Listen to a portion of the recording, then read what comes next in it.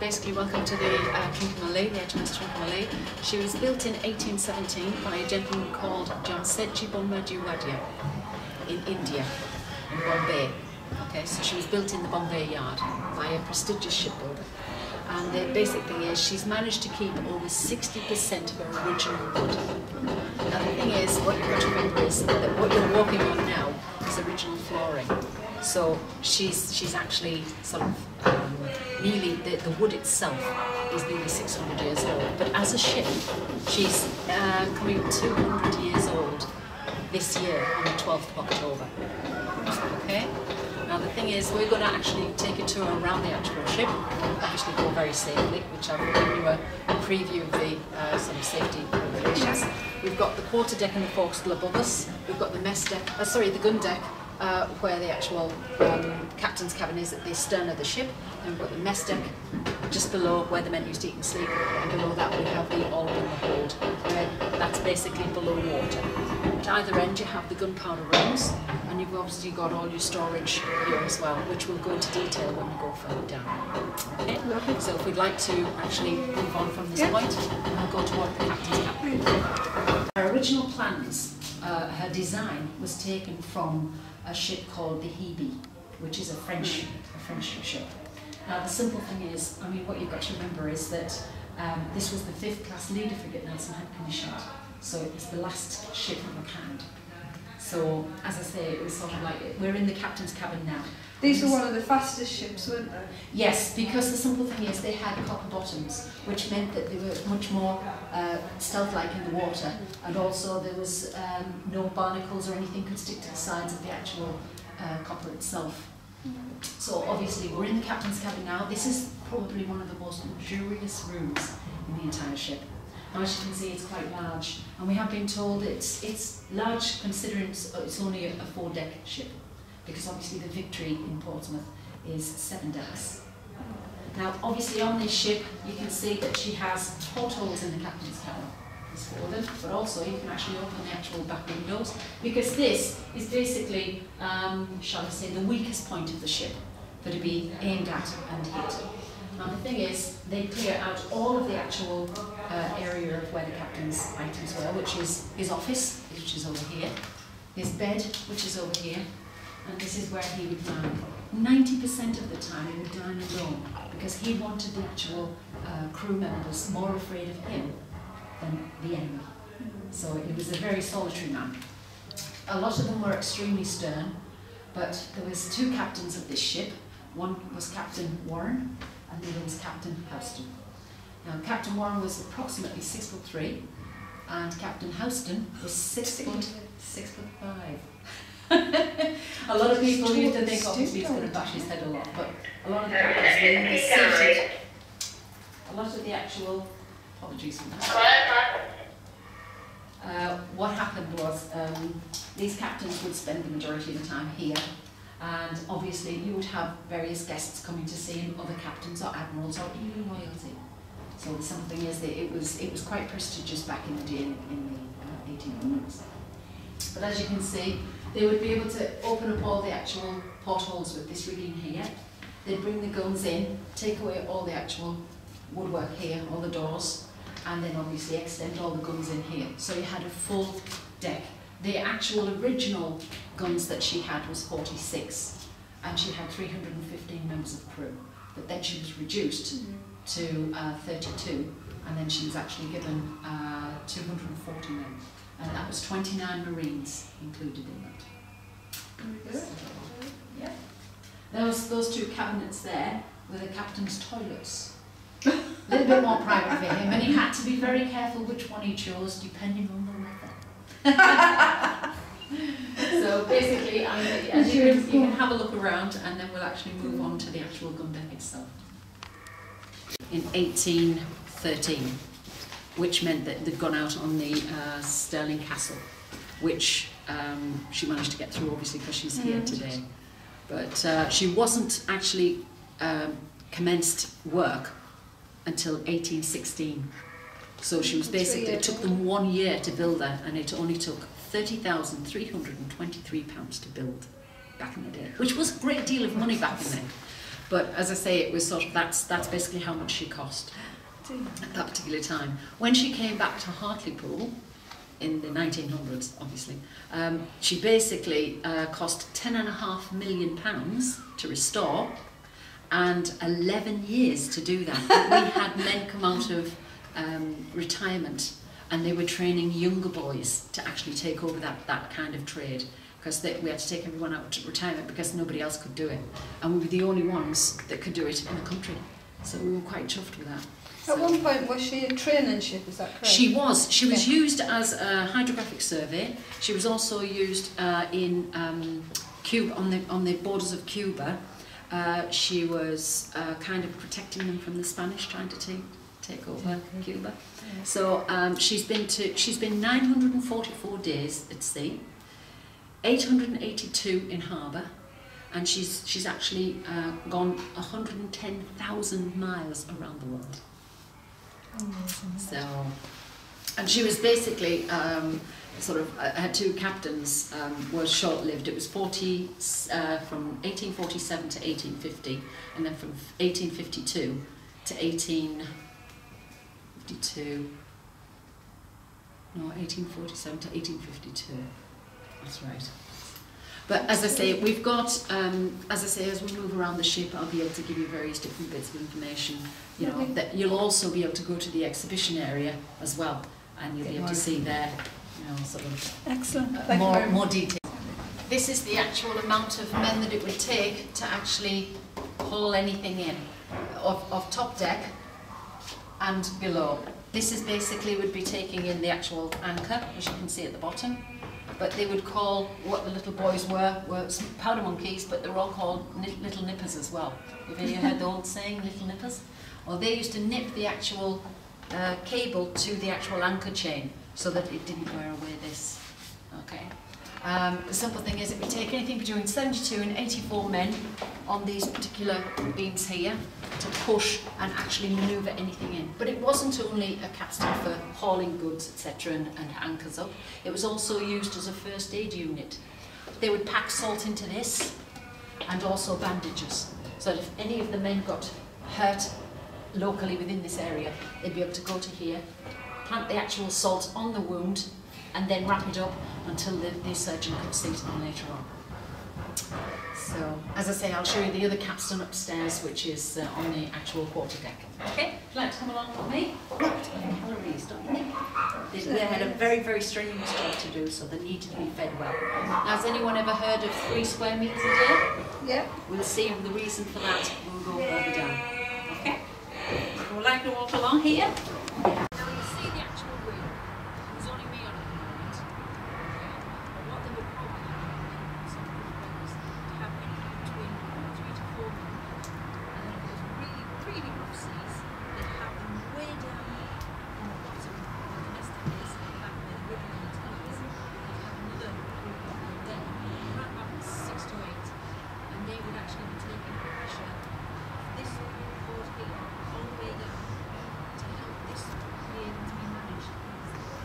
As you can see, it's quite a big one. What we've got to remember is, how do we know if the tail or the hood is straight? There's 3 definite things that you can see on there that will give you a good idea of whether it's straight or not. Just a guess. The majority of their information will be stored in drawers here. Well, back in the day, we don't have any drawers in here, but those are the compasses, and at night time, obviously they needed to be able to see what they were doing, so there was that little lamp as well. It was always very, very dark on the shore. They had the 2 main lights on, of course, which we're not burning at the moment. But as you can see, she's quite a large gun deck. Okay? And there is 4 real guns. Now, how do we know which ones are real? That doesn't sound real, does it?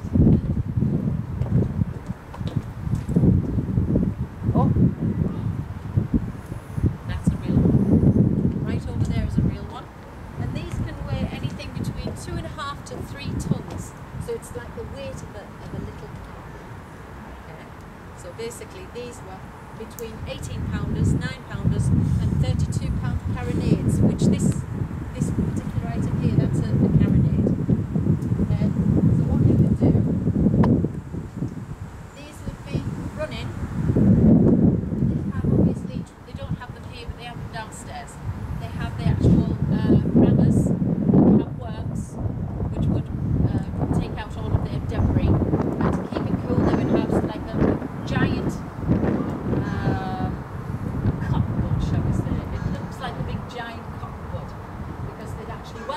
one side and keep the other end dry. So wet it to cool it down, because this is only made of a soft metal.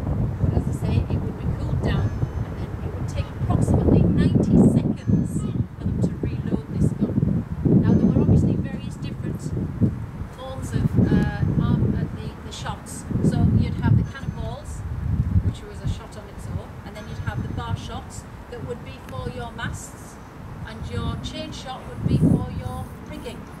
Okay, so if they, depending on what they were aiming for, those are the kind of things that I'll show you later on what they would actually use. In fact, you can see them on an actual unit on the outside of the gunsmiths there. On the actual table at the bottom, it'll show you various different grape shots, etc. Okay. So as we move further along, this is the second capstan I was telling you about. He's letting us know we've got to wake up. Right, this is the second capstan. This would be the one that would hold the likes of little boats in for the men to be able to go to shore. And also, again, it would be also used as a first aid unit, as I said before, after assault and bandages. But not only that, this was the men's favourite capstan. This is where they got paid. There would be a man sits on here, and he would actually shout out their names and give out their money. So it was one of their favourite capstans, let's put it like that. How often would they get paid? Would they just get paid as they come back to shore, or? Well, it depended. I mean, their average wage would be around about £10 and so many pence per year. So that was, back then, a lot of money.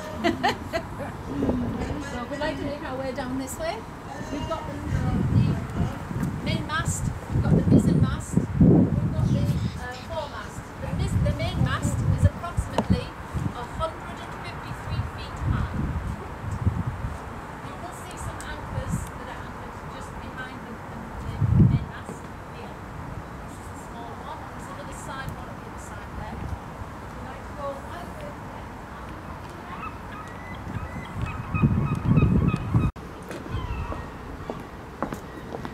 Now we'll come into the front of the ship, which is the forecastle. And as you can see, we've got the bowsprit, we've got the jib boom, we've got the flying jib boom. Okay? Now either side of this, you'll see two little portholes. Let's go forward and have a look in. This, we have a nice bathroom to go to, nice toilet paper. We can switch on a light to be quite warm and comfortable. Not back in 1800s. This, they would tear a piece of this off, and this would be used as their toilet paper. Yeah. Those little pots there were their actual toilets. If you can imagine the dead of night, and it's very, very rough seas, you literally take your life in your own hands going to the toilet. So aren't we lucky? The other two real guns I was telling you about was this one and that one over there. Do you have any questions?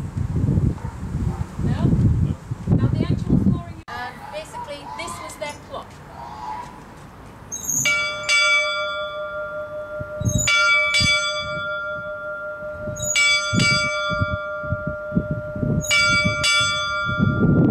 Big bells would tell the men that that was the time to change from sort of their actual shift.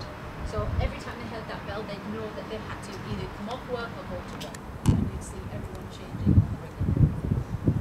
Okay, so they had like a an egg timer.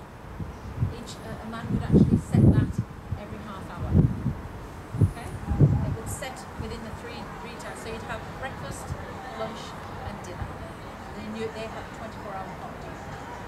All right, right to come along this way. Now go down to the mess deck. If they were wider than this, then they'd be flogged. The simple thing is, they would have a number above their hook and a number at the top of their hammock. And what they would do is, if anything happened to these men, if they got a disease and died, they'd basically stitch up 12 stitches, and the 13th stitch would go through his nose to make sure he was dead and not what we call in slumber back in the day, but we would call it a coma. Alright? So that's what would happen. And have you ever heard the term when your number's up? No? Right. Well, basically what that means when they actually commit his body to the depths, what they do is they see his number at the top and he's going down, so that's when his number's up. It means when he dies. Alright, further along here, have a look here. This is where some of the men are recuperating from some sort of battle. As you can see, some of the little rats. Now this is the mess deck. This is where the men would eat and basically sleep on the opposite sides. Obviously, when they're in leisure time, they basically spend most of the time here. And as you can see, they play cards or dominoes. But there was also a game, there was also a game that they would play and bet on themselves on whether they could catch the rat with their teeth. But it was in a row, it was in a circular row, they'd put the rat inside, but to make that a little bit more difficult, they'd tie the man's hands behind his back to try and help him better bend over to get the rat. But they'd have to try and catch the rats, because if they didn't catch the rats, what do you think would happen? They would gnaw away at the side of the wood, and what would happen to the ship? Sink. We don't want that, do we? No? Now, as you can see, we've got square plates on the tables here, ladies and gentlemen. And these square plates are basically because the carpenter didn't have what they call a turner, which is an item that actually turns the wood. So it was easier for them to actually make a square plate. So there's the old saying, 3 square meals come from the majority of the actual old sayings that you will hear come from seafaring situations. It is pretty cool. Now you can see all the little ditty bags here. Oh, I'm going to climb over there for a second. Oh! Old age comes to us all. Right, this you can see has a knot on it. Now each man knew quite a lot about knots, and they had to because they wanted to make sure that nobody got into their private bags. So they would create a knot, and there's only them that would know how to open it. Okay? If anyone tampered with it, they would know. So basically, there was a very famous knot that saved a man's life, and it was called a Matthew Walker, which consisted of a continuous piece of rope with a knot in the centre. He'd stolen something many, many years ago, and the judge said to him, I'm going to sentence you to death, unless I will give you a pardon if you can create a knot that I can't get out. And he did just that, and it saved his life. So just remember, the next time you tie your shoelaces, knots were created basically on board ships by these chaps here. Okay? As you can see, they were given 3 square meals a day. And basically that consisted of quite a bit of food, because they'd have oats and various items on a morning, but they'd also be given drinks as well, which was a compliment from the captain, if you like. They'd have a quarter of rum, and a third of rum and 2/3 of water, just to make sure that they didn't get too drunk while they were working. And I just recently heard a gentleman who is actually one of the MPs for the Royal Navy had said that they still get little cans of beer to today. And it was only in the 1970s that they actually ceased giving them rum. So it was quite, not so long ago, actually. So as you can see, they all like to do various different things, but there are certain men like to make some of the boats, and there's also some ships, and also they like to carve, would you believe it, out of their biscuits, because they were that hard that they could carve anything out of them. But they did eat quite well. Because when you think back in the day, they needed a lot of calories, didn't they? Let's go back over here. Oh, old forms again. Oh, here we go. Now, follow me this way. Now, who do you think this is? It's the cat. And they all had a cat to make sure that all the rats were kept down. As you can see, they're dotted all over. I'm not going to take you into this one, because this is quite a small space. It's quite claustrophobic, actually. You can have a look if you want to, but it's one of the powder rooms, the gunpowder rooms, and there's not a great deal to see, but I'm going to take to the next one at the other end, which is a lot more to see.